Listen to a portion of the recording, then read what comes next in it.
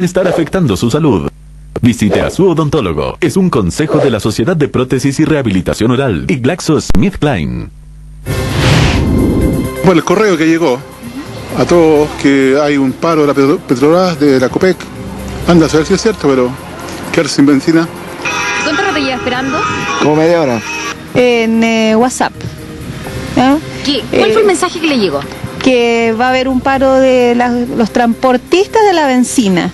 Me enteré por las noticias que no sé, iban a haber un paro quizás y todo, pero me acaba de llegar una imagen por WhatsApp que parece que desmintieron, no sé mucho, pero bueno, prefiero prevenir antes que lamentar. Lo que yo sé es que no hay nada, no han dicho nada, nada es cierto. Bastaron un par de tweets y WhatsApp para generar una verdadera psicosis colectiva. 20 horas de ayer y eran miles los automovilistas que acudían en masa a las bencineras a llenar los estanques de sus vehículos. Es que el solo hecho de pensar en un desabastecimiento hizo que los chilenos se alarmaran más de la cuenta. Si hasta el Ministerio del Interior anunció querellas contra el responsable del rumor. Todo por el poder de las redes sociales. Estamos con el sociólogo y académico de la Universidad Andrés Bello, Mauro Besaure. Mauro, muchas gracias por estar junto a nosotros. Gracias, Gabriela, a ti por la invitación.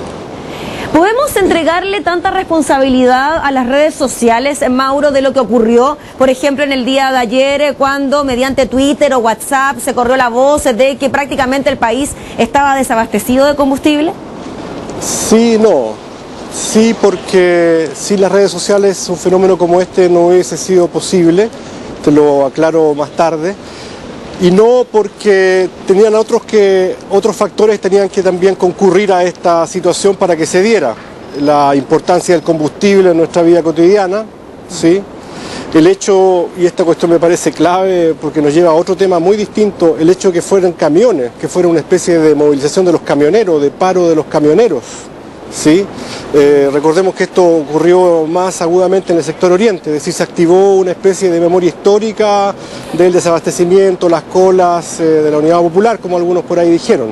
Que se suma, Mauro, disculpa que te interrumpa, que se puede sumar también a lo que ocurrió hace unas semanas atrás con el tema del cacerolazo en el sector oriente. Sin duda, yo creo que hay como una revitalización de elementos de memoria histórica que están concurriendo, y todo esto en el contexto de las reformas que el gobierno está llevando a cabo, que para muchos sectores resultan, por decirlo menos, incómodas, ¿no?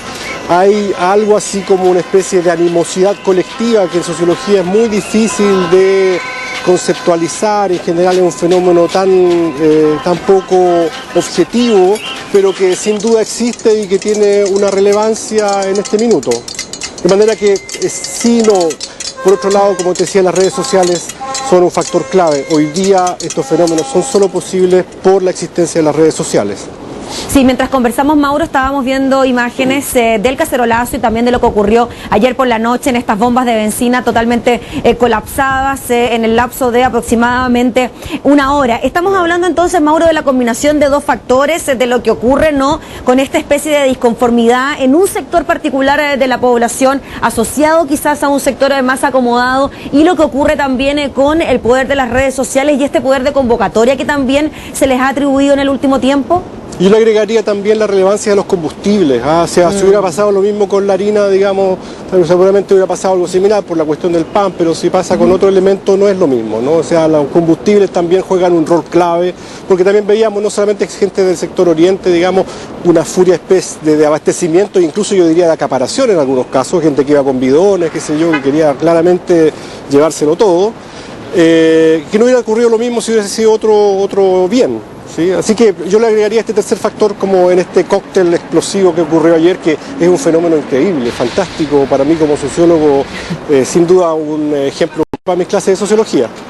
Y la credibilidad, Mauro, que le damos también a la información. Tendemos a creer todo lo que aparece en las redes sociales cuando se habla de desabastecimiento. Quizás ahora y con el transcurso de las horas es bastante impensado, ¿no?, que en el lapso de una hora el país entero se quede sin combustible.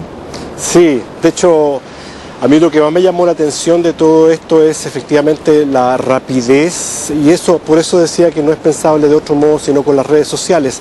El rumor tradicionalmente, voy a hacer un pequeño análisis sociológico, el rumor tradicionalmente era algo muy acotado, porque se transmitía, si tú quieres, de voz en voz, de persona en persona.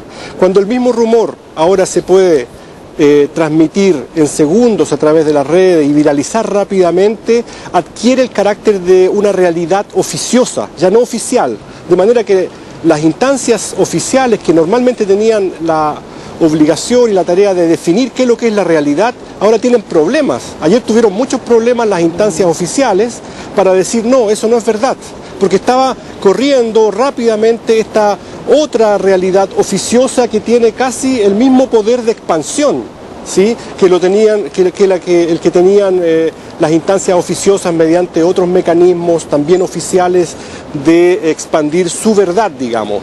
De manera que se opusieron, si tú quieres, anoche dos realidades, una mucho más rápida que la otra. A la oficial le costó mucho, digamos, detenerla, al punto de que potencialmente podríamos haber tenido un desabastecimiento real, que es lo que llamamos en sociología una profecía autocumplida. Claro, podríamos decir, disculpa Mauro, que hay una incredulidad a lo que plantea la autoridad, ¿no? La información oficial versus lo que de alguna manera te plantean las redes sociales, los medios de comunicación incluso, donde resultan ser más creíbles que la misma autoridad y la voz oficial. Gabriela, tú ahí tocas un punto, además, el contexto de desconfianza hacia las instituciones también yo creo que es otro elemento de este cóctel. Es decir, las instancias oficiales tienen más dificultades que las que tienen normalmente, producto de la incredulidad de que ellas hoy día son presas, ¿sí? Y en relación a lo mismo, Mauro, ¿qué te parece que el gobierno también le dé la trascendencia y cierta relevancia a este tema? Tenemos al subsecretario del Interior anunciando querellas para el autor de este rumor. Sí, yo creo que la verdad que eso no tiene mucho sentido, porque la persona solamente transmitió en su justo derecho alguna información que le llegó. Él no tiene responsabilidad de que hoy día eso entre en una cadena que se autoalimenta a sí misma y que se autorrefuerza. Finalmente la persona que iba pasando y que vio estas colas rápidamente se enteró y también fue a hacer la cola, pero no porque haya leído el WhatsApp. Es decir, no hay una relación entre el fenómeno mismo y la persona que emitió este WhatsApp, porque su intención no era generar este fenómeno de masas, ¿sí?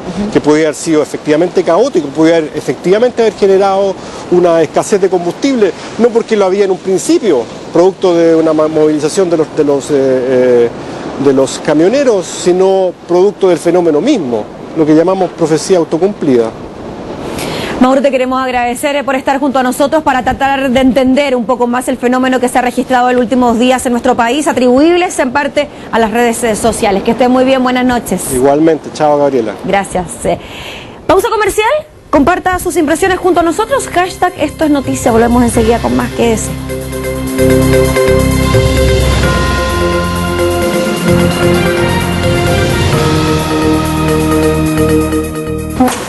¿Recargaste tu teléfono? Obvio. Nos cuentas todo. ¿Todo?